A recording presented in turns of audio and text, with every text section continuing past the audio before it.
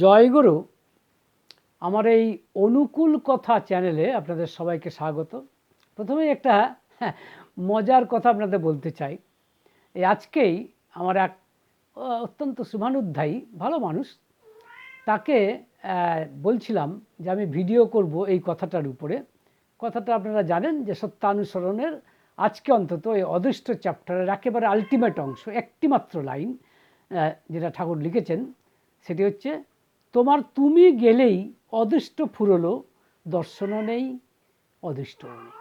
বলছেন তোমার তুমি গেলেই অদৃষ্ট ফুরলো, দর্শনও নেই, অদৃষ্টও নেই। ইংরেজি করলে দাঁড়ায়, when your you leaves, fate is finished, then there is no seeing, so no unseen. আবার বলছি, when your you leaves, fate is finished, then there is no seeing, so no unseen. This is the কথা। এখন ওই শুভানুধ্যায়ীকে যখন বলছিলাম যে এর উপর একটা ভিডিও করব, তা তুমি একটু বলো তো তুমি কি বুঝলে। তো বলছে এটা কি আছে, এটা ঠাকুরের কথা তো মোটামুটি বোঝাই যাচ্ছে না, এমন খুব একটা ব্যাখ্যার কিছু আছে বলে তো মনে হয় না। এইখানেই মনে পড়ছে শর্মিষ্ঠা মায়ের কথা। শর্মিষ্ঠা মা বলছিলেন যে প্রত্যেকটি লাইন আপনি ব্যাখ্যা করুন। হ্যাঁ, তো খুব সত্যি কথা। এখন এখন মনে হয় যে এক একটা লাইন এক একটা হীরকখণ্ড। সত্যি যদি ব্যাখ্যা করা যায় বোধহয় মহাকাব্য হয়ে যাবে আমার ধারণা।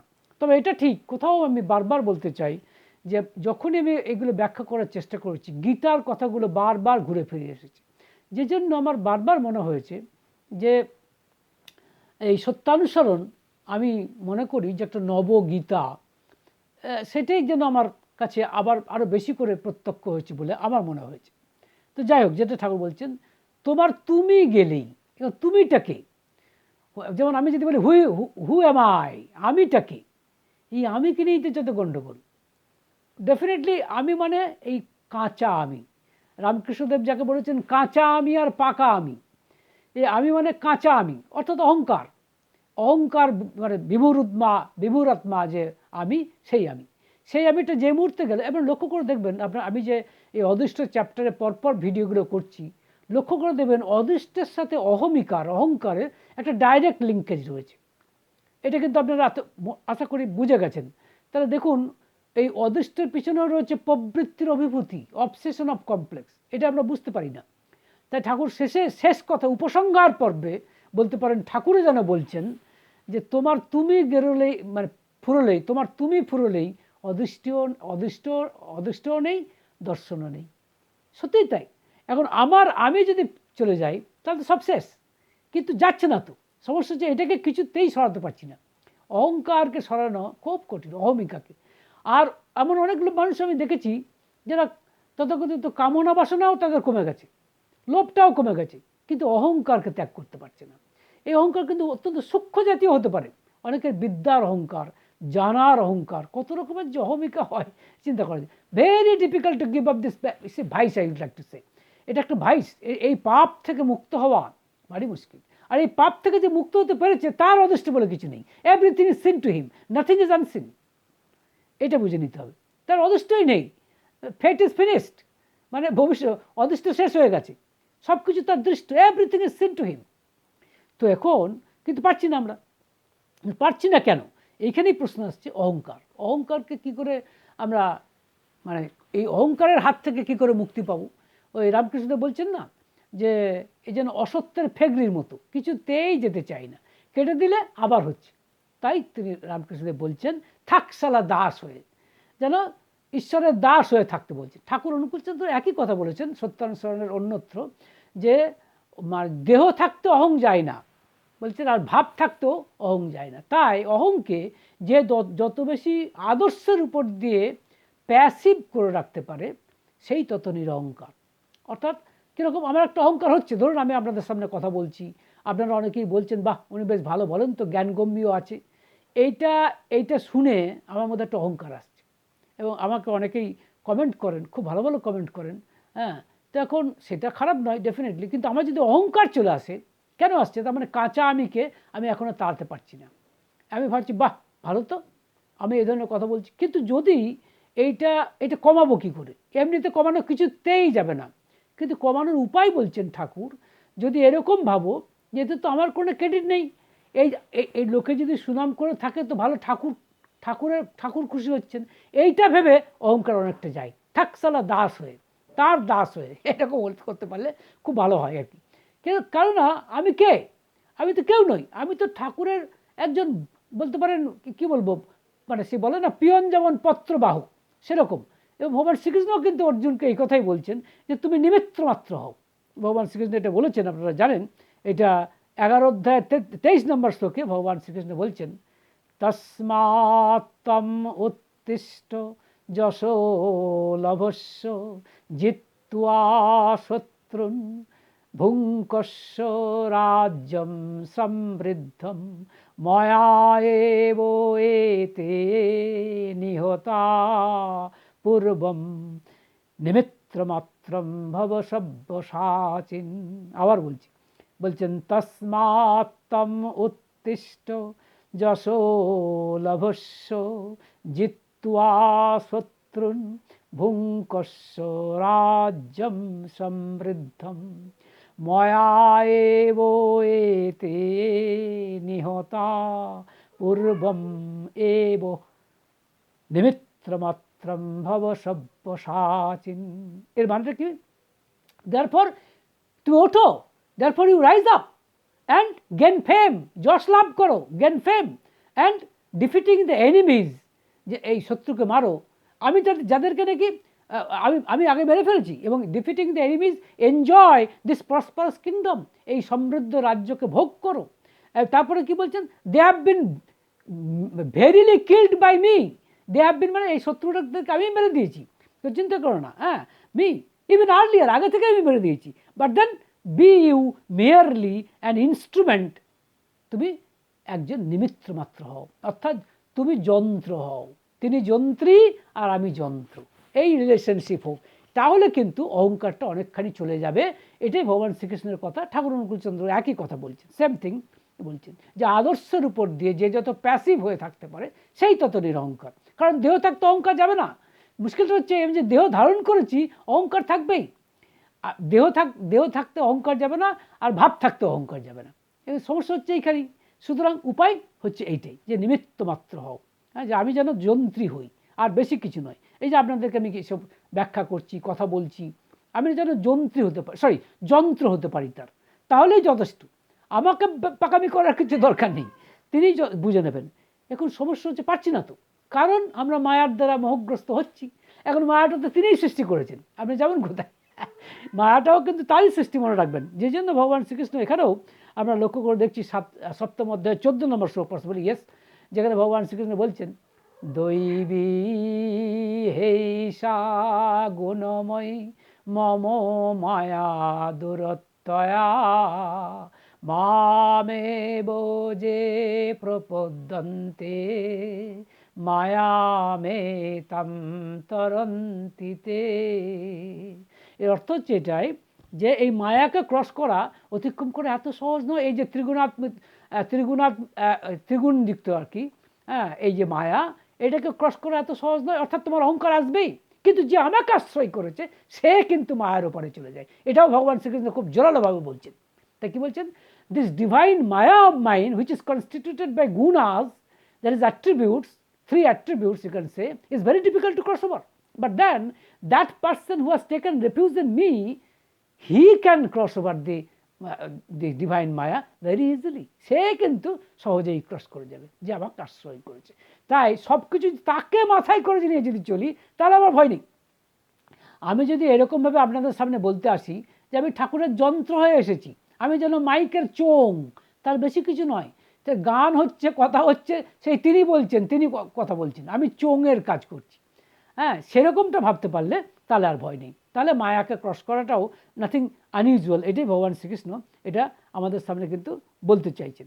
তো এখানে মুশকিল হচ্ছে অহং শূন্য হওয়াটা very difficult, it's very difficult two অহং শূন্য হওয়াটা। কারণ এই যে আপনাদের বললাম যে যখন অহংশূন্য কখন হয় মানুষ, যখন বুঝতে পারে যে আমি যে কথা বলছি, আমি যে বড় বড় কথা বলছি, আমার যে বুদ্ধি বা আমি যা করছি, এটা আমার জন্য, আমার দ্বারা হচ্ছে না, প্রকৃতির দ্বারা হচ্ছে। আপনার 3য় অধ্যায় 27 নম্বর শ্লোকে এটা ভগবান শ্রীকৃষ্ণ বলছেন, প্রকৃতে ক্রিয়মাণানি গুণৈ কর্মাণি সর্বশঃ অহংকার বিমূঢ়াত্মা কর্তা অহম ইতি মন্যতে।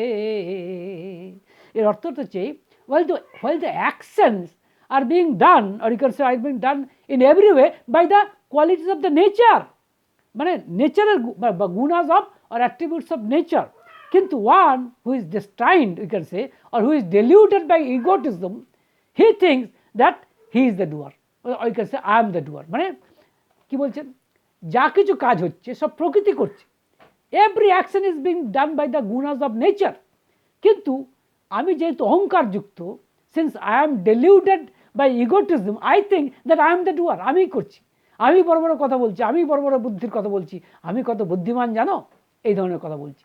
কিন্তু যে শূন্য হয়েছে সে কিন্তু এরকমটাই ভাবে যে তিনিই সব করাচ্ছেন, আমি নিমিত্ত মাত্র, আমি আর কি। ঠাকুর এক জায়গায় বলছেন যে এরকম হয় যে ইষ্টের কথা শুনে অসম্ভবকে একটা মানুষ সম্ভব করে দিতে পারে, কিন্তু সেই অসম্ভব যখন সম্ভব হলো, তখন যখন মানুষ তাকে সুখ্যাতি করে, প্রশংসা করে, সে তখন এরকমই ভাবে আমি আর কি করলাম, সবই তো তিনিই করালেন। সত্যি সত্যি এরকম ভাবে, কিন্তু এই যে তৃতীয় অধ্যায় 27 নম্বর শ্লোক, সে সেটা বুঝতে পেরেছে, তার মানেটা এটাই বুঝতে হবে, তখন কিন্তু সে সঠিক বুঝতে পারে। তো এখন সমস্যা হচ্ছে এইখানেই যে আমি যে কাজগুলো করছি, আর একটা উপায় হচ্ছে যে আমি যে কাজগুলো করছি সেটা কিন্তু যদি তাকে সমর্পণ করতে পারি, কিন্তু করতে পারছি না। কেন কেন অহংকারটা আসছে? কারণ কোনো না কোনোভাবে আমার মধ্যে আসরিক প্রবৃত্তি আছে। এটা 16 নম্বর যে অধ্যায় গীতার, সেটা হচ্ছে আপনার ওখানে অসুরের দৈবাসুর যোগ, এটা সেখানে আমরা লক্ষ্য করে দেখছি। এই 16 অধ্যায়ের, অর্থাৎ 16 অধ্যায়ের 4 নম্বর যে শ্লোক, সেখানে ভগবান শ্রীকৃষ্ণ বলছেন কি কি মানে আসরিক গুণ, সেগুলো বলছেন। দম্ভ দর্পোভিমানশ্চ ক্রোধ পারুষ্যম এবচ অজ্ঞানম চাভিজাতস্য পার্থ সম্পদম আসুরিম। কি বলতে চাইছেন? এই মানে এটি বলতে চাইছেন, O son of Pritha, Pritha মানে কুন্তির আর এক নাম, যাদের name of Kunti is Pritha, হ্যাঁ, because she was a bit fat lady, that's why Pritha. হ্যাঁ, সো কি বলছেন, ও সান অফ পৃথা, হ্যাঁ, one who is destined to have demonical nature is religious ostentation, pride, haughtiness, anger, and also rudeness and ignorance. These are the qualities, you can say, demonical nature of a person who is destined for this. So এটা হচ্ছে আসরিক প্রবৃত্তি যাদের আছে, তাদের কিন্তু এরকমটাই হবে। তার জন্যই অহংকার, যত এই যে বলেন না, শেষে দেখুন উপসংহার পর্বে কিন্তু ঠাকুর এই অহমিকার কথাটা বলছেন বারবার, অদৃষ্টের সঙ্গে অহমিকা। কারণ আমি মনে করছি আমার অদৃষ্ট এরকম, আসলে ভিতরে আছে অহমিকা। আমি কিন্তু আমার কাঁচা আমিটাকে ত্যাগ করতে পারছি না, ঈশ্বরকে ধরতে পারছি না, অর্থাৎ পাকা আমির দিকে যেতে পারছি না। এটাই হচ্ছে সমস্যা আমাদের। এখন উপায় কি? উপায় হচ্ছে যে কাজ আমি করব, এটা যদি বলি যে তার ফলটা যেন আমরা তাকে দিয়ে দিই। তাকে যদি দিতাম তাহলে কিন্তু অসুবিধা নেই, এখন তাকে দিতে পারছি না, তো সেটাই অসুবিধা, যে কারণে এই অসুবিধাগুলো হচ্ছে। ভালো ফলই হোক আর খারাপ ফলই হোক, এই জন্য দেখবেন রামকৃষ্ণ মিশনের মহারাজরা যারা, তারা এই সমস্ত কিছু আলোচনা করার পর শেষে বলেন শ্রীরামকৃষ্ণার্পণমস্তু, মানে এর ভালো মন্দ যা ফল হয় আমি রামকৃষ্ণদেবকেই অর্পণ করলাম। যেমন আমার ক্ষেত্রে আমার বক্তব্য হওয়া উচিত শ্রী অনুকূলার্পণমস্তু। তো যাই হোক, সেখানে কি যে সব কাজ যদি তাকে সমর্পণ করতে পারি, এটা আমরা লক্ষ্য করে দেখবেন যে নবম অধ্যায়ের 28 নম্বর শ্লোকে ভগবান শ্রীকৃষ্ণ গীতাতে বলছেন শুভাশুভ ফলৈরেবম মোক্ষসে কর্মবন্ধনেহ সন্ন্যাস যোগযুক্তাত্মা বিমুক্ত মাম উপেশ্যসি। বুঝতে পারছেন? মানে এটা বলতে চাইছেন, Das you will be free from all sorts of bondage by the actions, you see, in the form of action which are productive of good as well as bad, you can say bad results. And having your mind imbued with the yoga of renunciation and becoming free, you will attain me. তা তুমি আমাকেই পাবে, এটাই বলতে চাইছি। তার মানে সব কিছু ফল তুমি আমাকেই অর্পণ করো, শুভাশুভ, শুভ এবং অশুভ, গুড অ্যান্ড ব্যাড সমস্ত ফল তুমি আমাকেই মানে দিয়ে দাও, তাহলে এটা সম্ভব হবে, এটা বলতে চাইছি। এখন যখন এরকমটা হয়, যখন একটা মানুষ অহংশূন্য হয়, তখন ঠিক কীরকম হয় এইটার একটা ঘটনা বলছি। তখন সে হয় সঞ্জয়ের মতো। এই কথাটা কিন্তু আমরা প্রথম শুনলাম শ্রী শ্রী ঠাকুর অনুকূলচন্দ্রের কাছে। কীরকম? ওই 1950 সালের 8ই ফেব্রুয়ারি, আপনারা এটা আলোচনা প্রসঙ্গ 19 খণ্ডে পাবেন, যেখানে সদ্য শরৎচন্দ্র হালদার, অত্যন্ত খ্যাতনামা একজন অধ্যাপক, তিনি ঠাকুরের একজন অন্যতম পার্ষদ, তিনি ঠাকুরকে প্রশ্ন করছেন সঞ্জয়ের দিব্য দর্শন ব্যাপারটা কি। এটা অবশ্য অত্যন্ত সাধারণ, মানে অত্যন্ত পপুলার একটা কোশ্চেন, যে সঞ্জয় যে কুরুক্ষেত্র যুদ্ধক্ষেত্র সব দেখতে পাচ্ছে, অথচ কুরুক্ষেত্র সেই জায়গায় সে নেই, যেটাকে আমরা আজকাল বলি টেলিভিশন দেখার মতো। যেমন সেই জায়গা আমরা নেই, কিন্তু দেখতে পাচ্ছি টেলিভিশনের পর্দায়, সেরকম সঞ্জয় দেখতে পাচ্ছে এবং সেটাই সে লাইভ টেলিকাস্ট করছে ধৃতরাষ্ট্রকে। কিন্তু সঞ্জয় কী করে দেখতে পেল? আর তো কেউ দেখতে পেল না। তাই শরৎদা প্রশ্ন করছেন যে সঞ্জয়ের দিব্য দর্শন ব্যাপারটা কি। তখন ঠাকুর উত্তর দিচ্ছেন, আমরা কিন্তু যাই না, আই মাস্ট সে, আপনারা যারা শুনছেন কোথাও এটা শুনেছেন কিনা ভেবে দেখবেন তো। ঠাকুর অনুকূলচন্দ্রের কাছ থেকে এই কথাটা শুনছি। কি বলছেন ঠাকুর? বলছেন সঞ্জয় মানে যে প্রবৃত্তিকে সম্যক জয় করেছে। তার মানে কি? যে প্রবৃত্তিকে সম্যক জয় করেছে মানে কি? তার অহমিকা নেই, তার আর কাঁচা আমি নেই, তার সবটাই পাকা আমি। তাই সে সঞ্জয় হয়েছে। যে সঞ্জয় হতে পারে, মানে যে প্রবৃত্তিকে সম্যকভাবে জয় করতে পারে, সে কি হয়? সম্ভব, মনে রাখবেন, তার মানে তার প্রবৃত্তি নেই তা নয়। এই যে কাম, ক্রোধ, লোভ, মোহ, মদ, আশ্চর্য, এই যে 6টি প্রবৃত্তি, এরা কিন্তু এমনিতে খারাপ নয়। Not that they are such bad, মানে they should be friends instead of foes. মানে সেটা শত্রুর জায়গায় আমরা বলে ফেলি এটাকে রিপু, সত্যি সত্যি রিপু নয়, সে বন্ধুই, কিন্তু আমরা রিপু করে ফেলছি, ইজন্ট ইট? কিন্তু সঞ্জয়কে যে প্রবৃত্তির অভিভূতিকে জয় করতে পেরেছে, অর্থাৎ প্রবৃত্তিকে যে বন্ধু রূপে ব্যবহার করতে পারছে, সেই হচ্ছে সঞ্জয়। তাই ঠাকুর বলছেন সঞ্জয় মানে যে প্রবৃত্তিকে সম্যকভাবে, মানে সঠিকভাবে জয় করতে পেরেছে, যার মনের চাঞ্চল্য কমে গেছে। বলছিলাম না, চঞ্চল মনে কোনো রাইট ডিসিশন নেওয়া যায় না। যেটা ভগবান শ্রীকৃষ্ণকে ওই যে বলছেন অর্জুন, চঞ্চলং হি মন কৃষ্ণ প্রমাথি বলবৎ দীর্ঘম তস্যাহং নিগ্রহং মন্যে বায়রিব সুদুষ্করম। ভগবান শ্রীকৃষ্ণ অবশ্য উপায় দিলেন কি, অভ্যাসেন তু কন্তেয় বৈরাগ্যেন চ গৃহ্যতে। তো যাই হোক, ঠাকুরের কথাটা বলছেন যে সঞ্জয় মানে যে প্রবৃত্তিকে সম্যক জয় করেছে, যার মনের চাঞ্চল্য কমে গেছে, যে অমনতর অবস্থা লাভ করে, ঠাকুর অনুকূলচন্দ্র বলছেন সত্য দৃষ্টি, দিব্য দৃষ্টি ফুটে ওঠে। এবং আরও আশ্চর্য কথা বলছেন, তারপরে বলছেন আপনাদেরও হয়, ওটা টেলিভিশনের মতো। This was the utterance of Shri Thakur Anukulchandra. এবার শরৎদা প্রশ্ন করছেন আপনার হয় না ঠাকুরের হয়? তখন ঠাকুর উত্তর দিচ্ছেন আমার কি, আপনাদেরই হয়, আমি ওসব কেরাই না। জাসি অত্যন্ত সূক্ষ্মভাবে তিনি বুঝিয়ে দিলেন যে তিনি কে। ঠাকুর অনুকূলচন্দ্র সঞ্জয়, তিনি প্রবৃত্তিকে সম্যকভাবে জয় করেছেন। So everything is seen to him, nothing is unseen. তার কাছে কোনোটাই অদৃষ্ট নয়, সবটাই দৃষ্ট। কারণ তার তো কাঁচা আমি বলে কিছু নেই, সবটাই পাকা আমি। তিনি অহং বর্জন করেছেন, তাই তিনি মানে সব কিছুকে একটা নিস্পৃহ চোখে দেখছেন, করছেন। মানে তার কাছে তিনি স্বয়ং বৃত্তাধীশ, he is the lord of complexes. So দেয়ারপর এটা খুব স্বাভাবিক ব্যাপার যে তিনি সঞ্জয়ও বটেন, সে এভরিথিং। কিন্তু ঠাকুর আমাদের একটা আশ্চর্য আশা ভরসার দিক দেখাচ্ছেন, বলছেন চাইলে তুমিও সঞ্জয় হতে পারো। If you wish you can be also a Sanjay, you can also conquer the obsession of complexes. তুমি চাইলে তুমি প্রবৃত্তির অভিভূতিকে জয় করতে পারো, ইট ইজ নাথিং ইম্পসিবল। এই যে একটা আশ্চর্য আশা ভরসার কথা ঠাকুর অনুকূলচন্দ্র আমাদের শোনালেন, this is very, I would like to say very মানে encouraging to say the least. এটা কিন্তু খুব উৎসাহব্যঞ্জক, এটা বলতেই হবে। তাহলে লক্ষ্য করে দেখুন উপসংহার পর্বে এই কথাটাই আসছে যে অদৃষ্টকে যদি জয় করতে হয়, বা অদৃষ্টকে যদি দৃষ্ট করতে হয়, যেটাকে আমি ভাগ্য বলছি, যেটাকে আমি ললাট বলছি, যেটাকে আমি কপাল বলছি, হ্যাঁ, সেটাকে যদি জয় করতে হয় বা নিজেই যদি নিজের ভাগ্যকে রচনা করতে হয়, তাহলে উপায় অহমিকাকে ত্যাগ করা, অহংকারকে ত্যাগ করা। এটা অত্যন্ত কঠিন প্রবৃত্তি। This is very difficult to is a cross over. এটাকে অতিক্রম করা ভেরি ডিফিকাল্ট। এই যে কত রকমভাবে এর রূপ নেয় আপনারা ভাবতে পারবেন না। আমি একটা ঘটনা আপনাদের অনেকবারই বলেছি যে একজন অত্যন্ত নামকরা ফিজিক্সের প্রফেসর, সে একটি বই লিখেছিলেন। তা রামকৃষ্ণ মিশন মহারাজ বলেছিলেন, মজা করে বলেছিলেন, তিনিও ফিজিক্সের প্রফেসর ছিলেন, আমাদের তিনি মাস্টারমশাই ছিলেন। মাস্টারমশাই ইন দ্য সেন্স ধর্মীয় ব্যাপারে।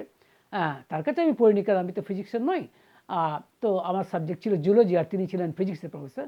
তা হচ্ছে আপনার বইটা তেমন স্ট্যান্ডার্ড হয়নি, ব্যাস উনি করে গেলেন। আসলে মহারাজ ইচ্ছে করে বলেছিলেন to show us the pang of the egotism, ইগোটিজমের ফনা কীরকম হতে পারে। এবং ভদ্রলোক খুব রেগে গিয়েছিলেন।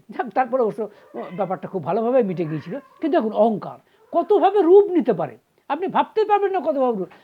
আমি কত ভালো ইংরেজি বলতে পারি, আমি কত ভালো ইংরেজি জানি, আমি কত ভালো সংস্কৃত জানি, আমি কত ভালো বাংলা জানি, আমার কথাগুলো কত মর্মস্পর্শী, আমি কত ভালো ব্যাখ্যা করতে পারি। আমি যতই বলি এটাকে যে না না আমি এসবের থেকে মুক্ত, it's not so very easy, এত সহজ নয়। তাহলে রামকৃষ্ণদেব বলতেন না যে এটা অসত্য গাছের ফেগরির মতো, যতবার কাটা হয় ততবার সে ওঠে।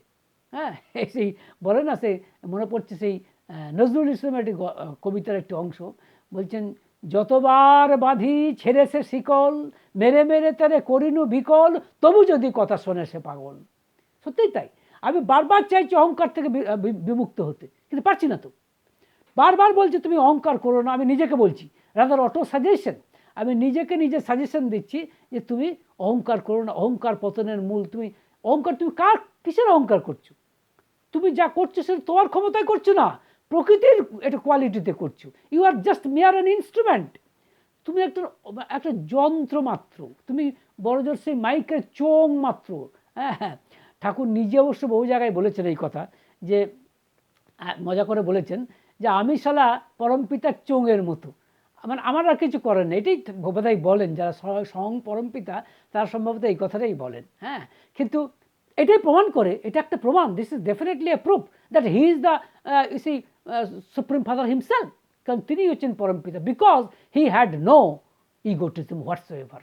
তার কোনো অহংকার ছিল না। যদি অহংকার থাকতো, স্লাইটেস্ট অহংকার থাকতো, তাহলে তিনি পরমপিতা হতে পারতেন না। আফটার অল হয়তো বড় সাধক হতে পারতেন, কিন্তু পরমপিতা হতে পারতেন না।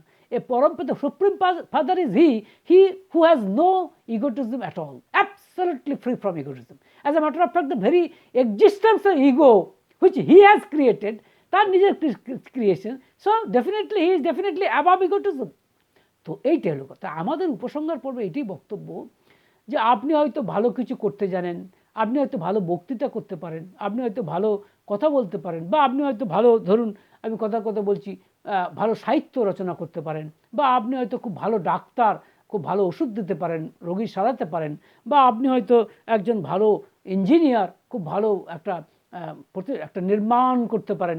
এগুলো আপনার কোয়ালিটি। কিন্তু যদি মনে করে থাকেন এটা আপনি করছেন, মনে করেন আমি পাস করেছি, আমাকে পড়াশোনা করে জানতে হয়েছে, আমি করছি, আই এম সরি।